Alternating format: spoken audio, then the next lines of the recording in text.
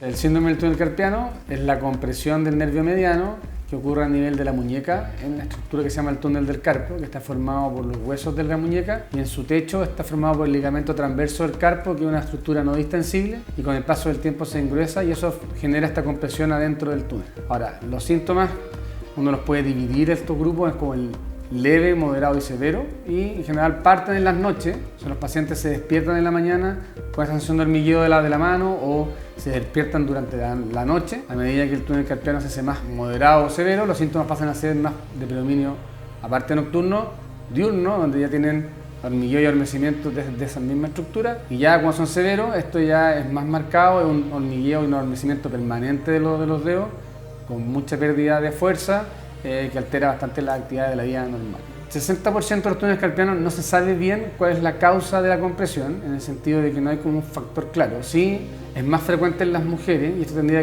que ver con algún factor hormonal, y obviamente hay un problema estructural. O sea, tú tienes este ligamento que se engruesa con el tiempo, y a medida que se engruesa va disminuyendo la capacidad del túnel para que esté en la estructura, y el nervio además, a medida que se comprime, se va engrosando por fenómenos inflamatorios, etc.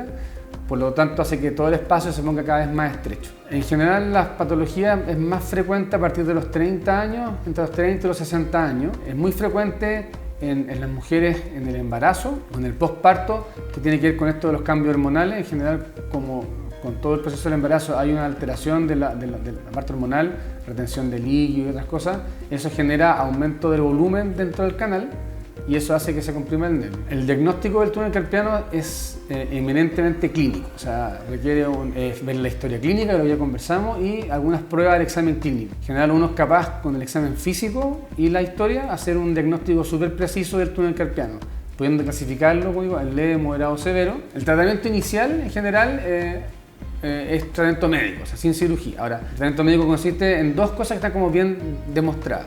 Uno, el uso de una férula nocturna para dormir, que es que al final una muñequera que evita que la mano adopte posiciones que sean favorables a la compresión durante la noche. Pero ya en los casos que son más que leves, o sea, son moderados o severos, uno tiene que ir a la intervención quirúrgica, porque en estos casos se está produciendo un daño del nervio. Y ese daño del nervio es el que puede llevar a que después el paciente tenga secuelas, que son más frecuentes en los casos que son severos. En general, lo más importante es como tener una buena higiene en las actividades del trabajo. Entonces, lo que uno busca es tener siempre un puesto de trabajo adecuado. Eso en general tiene que ver con la altura de la silla, la mesa, el escritorio, usar estos protectores para las manos. También ayuda a tener en general las actividades laborales, tener ciertas pausas compensatorias durante el día, para no generar entonces movimientos repetitivos constantes en el tiempo. Se debe consultar al médico en aquellos pacientes que presenten síntomas al final del túnel carpiano y que sean más frecuentes. O sea, si yo tengo, por ejemplo, dolor tipo eléctrico, hormigueo de las manos o sensación de ardor en las manos, que esto me ocurre, por ejemplo, las noches más de 3 veces a la semana, o ya tengo molestias durante las actividades de la vida diaria, en el trabajo del computador, o al cocinar, o al hacer mis prácticas deportivas, ahí no debe consultar para hacer el diagnóstico. Si quieren más información acerca de este y otros temas, los invito a visitar nuestra página web y nuestras redes sociales.